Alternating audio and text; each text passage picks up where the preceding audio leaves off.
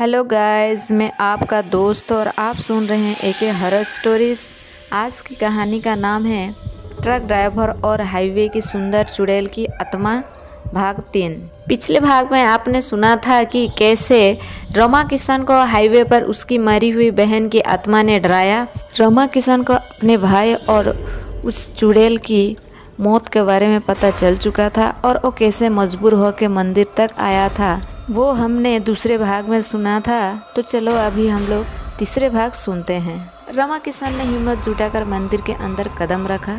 मंदिर के अंदर बहुत अंधेरा था और दीवारों पर कोई काले हाथों का निशान बने हुए थे। हर कदम पर उसे किसी का रोने की आवाज़ सुनाई दे रही थी। अचानक एक कोने में उसे एक जली हुई साड़ी दिखी।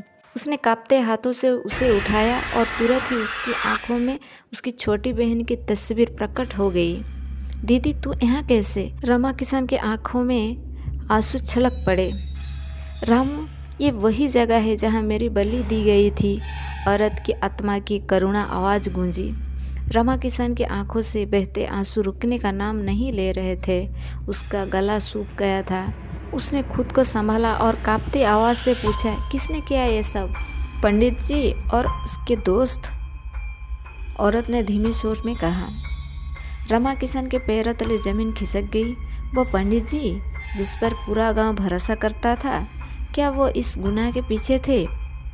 रमा किशन जैसे ही आगे बढ़ा, मंदिर की दीवारें कांपने लगी और एक छिपा हुआ तहखाना अचानक खुल गया। अंदर से एक भयावह बदबू आ रही थी। उसने हिम्मत जुटाकर नीचे झांका और वहाँ जो देखा उसके रोंगटे खड़ा कर दिया। तहखाने के अंदर कई कंकाले पड़े हुए थे, कुछ बच्चे के और कुछ औरतें के, और हर एक गले में एक लाल धागा बंधा हुआ था। वह समझ चुका था कि इस मंदिर में कई मासूम जनों की बलि दे जा चुकी थी। अचानक उससे अपनी बहन की आवाज़ सुनाई दी, भैया, मैं भी इन्हीं में से एक हूँ। पंडित ने मुझे भी यहाँ मारा था। रमा किशन का शरीर कांपने लगा। उसने दीवारों पर खून से लिखे कुछ मंत्र देखे। यह सब देखकर उसे होश उड़ गए। वो चिल्लाया, यह सब रोकना होगा, इन्हें इंसाफ दिलाना होगा। तभी मंदिर के बाहर तेज कदमों की आवाज़ सुनाई दी। कोई उसकी ओर आ रहा था। रमा किशन ने तुरंत अपनी जेब से मोबाइल निकाला, लेकिन नेटवर्क गायब हो चुका था। बाहर से आती आवाज़ें तेज होती जा रही थी। अचानक एक जाना पहचाना चेहरा सामने आया। पंडित जी। पंडित ने उसे घूरते हुए कहा, तूने वो देख लिया जो नहीं देखना चाहिए था। अब तू यहाँ से जिंदा नहीं जाएगा। रमा किशन के शरीर में सिहरन दौड़ गई। उसे अब समझ में आ गया था कि ये मंदिर सिर्फ एक पूजा स्थल नहीं बल्कि नरबलि का अड्डा था। लेकिन अब उसे इस जगह से निकलकर सबको सच बताना था। रमा किशन पसीने से लथपथ खड़ा था। पंडित जी की गहरी ठंडी आंखें में एक अजीब सी डर समाया था, लेकिन रमा किशन के आंखों में दर्द और गुस्सा समंदर उमड़ रहा था। उसके सामने उसकी बहन की आत्मा खड़ी थी, आंखों में बेशुमार सवाल और दर्द भरे आंसू। भैया, आप मत डरो, तूने हमेशा मेरी रक्षा किया था। अब मेरी आत्मा को भी तुम मुक्त कर दो। उसकी बहन की आवाज़ में एक अजीब सी करुणा थी, जिसने रमा किशन को भीतर तक झंझोर कर दिया था। रमा किशन को अपनी बहन की यादें साफ साफ दिखने लगी थी। कैसे वो उसे बचपन में कांधे पर बैठाकर खेतों में घुमाया करता था और आज वही बहन एक भटकती आत्मा बनकर न्याय की भीख मांग रही थी। उसका दिल भारी हो गया, आंसू आंखों के किनारे तक आ गए, लेकिन अब रुकना नहीं था। दीदी, तेरा बदला लेकर रहूँगा, उसने ठान लिया था। अब इस मंदिर के रहस्य को पर्दाफाश करके ही दम लूँगा। पंडित जी ने एक डरावनी हंसी के साथ कहा, तूने बहुत कुछ देख लिया है रमा किशन, अब तेरी बारी है। अब तुझे भी इसी जगह दफन होना पड़ेगा। इतना कहते ही मंदिर के दरवाजे अचानक खुद ब खुद बंद हो गए। अंदर जलती हुई लैलटेन की रोशनी भयावह रूप से कांपने लगी। रमा किशन ने पीछे मुड़कर देखा। मंदिर की मूर्तियां खून के आंसू रो रही थी और फर्श पर सैकड़ों कंकाल अब खुद ब खुद हिलने लगे थे। बचाओ, कोई है! रमा किशन ने चीखते हुए दरवाजे की तरफ दौड़ने की कोशिश की, लेकिन एक अदृश्य ताकत ने उसे जमीन पर गिरा दिया। पंडित जी ने एक पुरानी तांत्रिक मंत्र का जप करना शुरू कर दिया। अचानक रमा किशन के चारों ओर एक जोर से हवा घूमने लगी और एक हर तरफ काले साए नचने लगे। अब उसके पास सिर्फ 2 ही रास्ता था, एक या तो वो लड़ता या फिर मर जाता। भैया जल्दी कर, मैं तुझे हमेशा याद करती रही। उसकी बहन की आत्मा की आवाज़ अब और भी दर्दनाक हो गई थी। रमा किशन के आंखों में आंसू बह निकले। उसे याद आया कि कैसे उसने अपनी बहन के साथ एक बार वादा किया था कि हमेशा उसका रक्षा करेगा, और आज वही बहन उसकी मदद के लिए भटक रही थी। उसकी बहन का मासूम चेहरा सामने घूम गया। जब वो स्कूल से भागकर खेतों में खेलने आती थी, वो दिन कितने सुंदर थे, और आज वही खेत, वही सड़कें, लेकिन आज बहुत डरावनी लग रही थी। दीदी, मैं तुझे बचाऊंगा। रमा किशन ने कांपते हाथों से एक जलती हुई लकड़ी उठाई और मंत्र गुनगुनाते हुए आगे बढ़ा। लेकिन तभी मंदिर के दीवारों से काली परछाइयां निकलकर उसकी ओर आने लगे। रमा किशन ने हिम्मत जुटाकर पंडित जी की ओर देखा और चिल्लाया, तूने मेरे बहन को क्यों मारा? पंडित जी ने कहा, तेरी बहन ही क्यों, इस गांव का हर लड़की का बलि चढ़ाई गई है ताकि मैं अमर रह सकूं। रमा किशन के पैरों तले जमीन खिसक गई। यह मंदिर कोई साधारण मंदिर नहीं था, बल्कि यह खतरनाक तांत्रिक अड्डा था। यहाँ कई मासूम को अपनी जान की कुर्बान देना पड़ा था। उसके सामने उसकी बहन की आत्मा तड़प रही थी और मंदिर के छत पर जलते हुए खून के धब्बे उभर गए थे। अब तू भी बचेगा नहीं रामू, पंडित जी ने रामू से कहा। रमा किशन ने डर के मारे आंख बंद कर ली। अचानक मंदिर के दरवाजे पर किसी की जोर से दस्तक दी। खट खट खट, दरवाज़ा खुल गया और अधूरी साधु अंदर आया। उसकी आंखों में अजीब सी चमक थी और उसने रमा किशन को देखकर कहा, अब सच्चाई तेरे सामने आएगी, लेकिन क्या तू सच सहन कर पाएगा? अधूरी की उपस्थिति ने माहौल को और भी रहस्यमयी बना दिया था। रमा किशन समझ नहीं पा रहा था कि ये अधूरी कौन है और वो उसकी मदद करने आया है या किसी और मकसद से। मंदिर में अधूरी साधु के कदम पड़ते ही रमा किशन के आंखों में एक नई उम्मीद की किरण जगी। वह जमीन पर गिरा हुआ था, शरीर कांप रहा था और आंखों में आंसू भरे थे। उसके मन में वही सवाल गूंज रहे थे, क्या मेरे बहन कभी मुक्त मिलेगी? क्या इस श्रापित जगह से मैं बाहर जा पाऊंगा? अधूरी साधु ने उसकी ओर देखा और कहा, तू बहुत दर्द में है बच्चा, लेकिन याद रखना, आत्माएं तभी मुक्त होते हैं जब इंसान का डर खत्म होता है। रमा किशन का गला भर गया। उसने कांपते हुए कहा, बाबा, मेरे बहन, उसकी आत्मा बहुत तकलीफ में है, मैं उसे मुक्त दिलाना चाहता हूँ। अधूरी ने एक लंबी सांस ली और मंदिर की मूर्तियों की ओर देखा, जहाँ की दीवारें अब भी खून से सनी हुई थी। तेरी बहन की आत्मा यहाँ फंसी है क्योंकि इस पाप की जड़ें बहुत गहरी है, लेकिन इसका अंत होना चाहिए। तभी पंडित जी ने गुस्से से मंदिर का त्रिशूल उठाया और जोर से चिल्लाया, कोई इस मंदिर के रहस्य को उजागर नहीं कर सकता, ना तू ना ये अधूरी। इतना ही कहते ही मंदिर के अंदर के सारे दिए अपने आप बुझ गए और अंधेरा छा गया। रमा किशन ने घबरा कर इधर उधर देखा। तभी अचानक फर्श से सफ़ेद धुएं का गुब्बारा उड़ने लगा और उसी में से धीरे धीरे कई भूतिया आकृतियाँ निकलने लगी। हर एक का चेहरा विकृत था, उनकी आंखों में नफरत और दर्द था। ये सब उन आत्माओं की है जिन्हें इस पंडित ने मौत के घाट उतर दिया था, अधूरी ने तेज आवाज़ से कहा। रमा किशन ने देखा कि आत्माएं धीरे धीरे उसकी ओर बढ़ रही थी। वो कांप उठा और जमीन पर पीछे हटने लगा, लेकिन अचानक उसकी बहन की आत्मा प्रकट हुई और बोली, भैया डर मत, ये तुम्हें नहीं अपने कातिल को ढूंढ रहे हैं। रमा किशन के आंखों में आंसू छलक पड़े।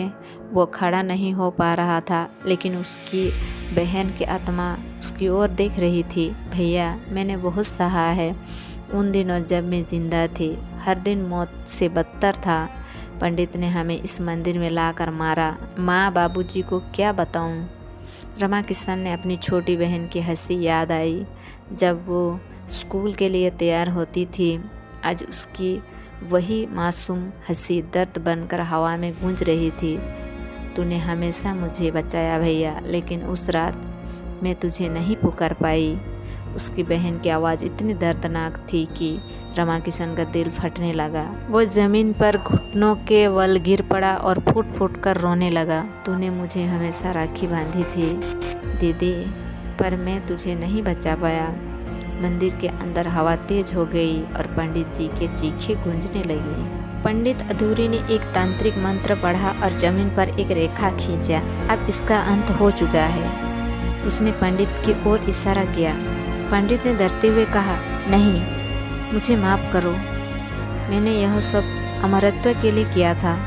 लेकिन इससे पहले कि वह कुछ और बोल पाता, आत्माओं ने उसे घेर लिया। देखते हैं कि रमाकिशन और अधूरी देखते रहे कि कैसे उन मासूम लड़कियों की आत्माएं धीरे धीरे पंडित को जला रही थी।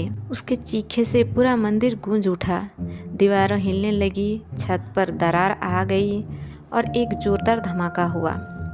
मंदिर की मूर्तियां एक एक कर गिरने लगी और रमाकिशन ने देखा कि उसकी बहन की आत्मा अब मुस्कुरा रही थी। भैया, मेरा बदला पूरा हो गया, अब मैं जा रही हूँ। रमाकिशन के होठों काँप रहे थे। वो अपनी बहन को रोकना चाहता था, लेकिन वो धीरे धीरे हवा में विलीन हो रही थी। सब कुछ शांत हो गया। मंदिर की दीवार अब राख बन चुकी थी। अधूरी ने धीरे से कहा, यह श्रापित जगह अब खत्म हो गई। रमाकिशन ने राहत की सांस ली, लेकिन अभी उसने देखा कि मंदिर के कोने में एक काले रंग की पुतली उसे घूर रही थी। बाबा, ये क्या है? रमाकिशन ने डरते हुए पूछा। अधूरी ने गहरी सांस लेते हुए कहा, जिसे तूने चुड़ैल समझा था वो असली नहीं थी, वो खेल अभी खत्म नहीं हुआ है। रमाकिशन की आंखें फैल गई। अगर पंडित असली अपराधी नहीं था तो फिर इस आत्मा का पीछे कौन था? रमाकिशन सड़क के किनारे अकेला खड़ा था। मंदिर का वो मंजर उनकी आंखों में अब भी तैर रहा था। अपनी बहन की आत्मा को खो देने का दर्द और पंडित की खौफनाक चीखें। हवा में अब भी उस जल्दी मंदिर की राख महक रही थी। दीदी, मैं तुझे खो चुका, लेकिन मैंने तुझे इंसाफ दिलाया। वो बुदबुदाया और आंखों में आंसू बहने लगे। बरसों से अपने साथ जीते हुए गम आज खुलकर बहने लगे थे। वो अपने ट्रक के पास जाकर बैठ गया और हाथों में बहन की राख की एक छोटी सी डिब्बी पकड़ ली।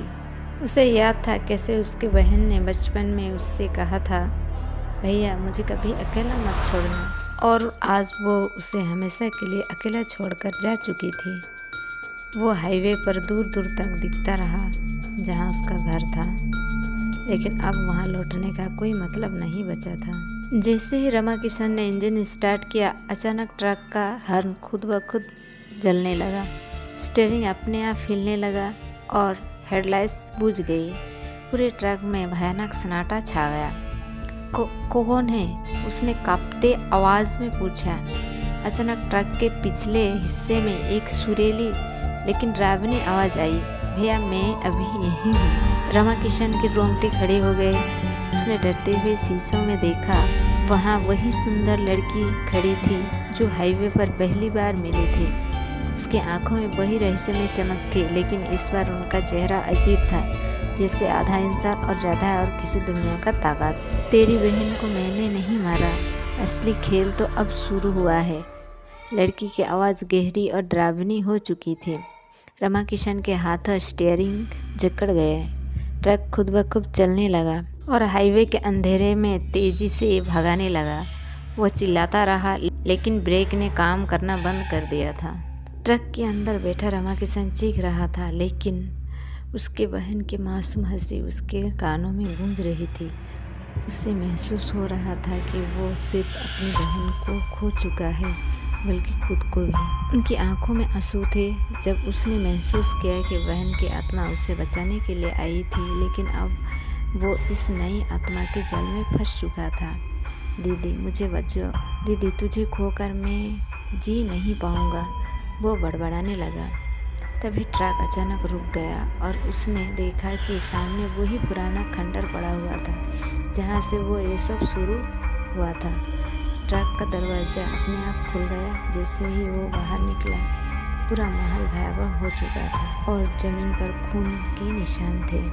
रमाकिशन ने घुटने के बल बैठकर रोते हुए आसमान की ओर देखा। मुझे माफ़ कर दो दीदी, मैं तुझे बचा नहीं सका। अचानक हवा में एक भयानक गूंज उठी और वो सुंदर लड़की उसके सामने आ गई। उसने हंसते हुए कहा, तेरे बहन की आत्मा ने बुलाया है तुझे, लेकिन मैं ही असली चुड़ैल हूँ। रोमा किशन की आंखें चौड़ी हो गई। तो तू मेरे बहन की आत्मा को कैद कर लिया है? लड़की ने सिर झुकाया और उसके बाल हवा में लहराने लगे। तेरी बहन अभी भी इस खंडर में है और वो अभी तक मुक्त नहीं हो सकता जब तक तू इस खेल का हिस्सा नहीं बनेगा। रमा किशन को एक झटका लगा। उसे समझ में आया कि वो आत्मा उसे सिर्फ बदला लेना चाहती थी। अगर तुझे अपनी बहन को बचाना है तो इस खंडर में प्रवेश करो, वरना तेरा अंत भी पंडित जैसा ही होगा। चुड़ैल की आवाज़ गूंज उठी। रमा किशन ने अपने डर को काबू किया और आगे बढ़ा। खंडर के अंदर घुसते ही रमा किशन को लगा जैसे वो किसी दूसरी दुनिया में आ गया हो। हर तरफ अंधेरा ही अंधेरा। उसने देखा कि उसकी बहन की आत्मा वही कैद थी और चारों अजीबोगरीब मंत्र चल रहे थे। भैया जल्दी करो, मैं यहाँ हूँ। रमा किशन ने हिम्मत जुटाकर तांत्रिक के त्रिशूल को उठाया और चुड़ैल की ओर बढ़ा। आज इस खेल को ख़त्म कर दूंगा। उसने पूरी ताकत से त्रिशूल मारा और जमीन हिलने लगी। एक जोरदार चीख गूंजी और चुड़ैल की आत्मा जलने लगी। पूरी खंडर में आग की लपटें उठी और धीरे धीरे सब राख में बदलने लगा। रमा किशन ने अपनी बहन को जाते हुए देखा। अब तुझे कोई तकलीफ नहीं होगी भैया, अलविदा। उसकी बहन की आत्मा हवा में लुप्त हो गई। रमा किशन अपने घुटनों पर गिर पड़ा और एक सुकून भरी सांस ली। आज की कहानी यहीं पर ख़त्म होती है। अगर कहानी अच्छी लगे तो लाइक शेयर सब्सक्राइब कीजिए। धन्यवाद।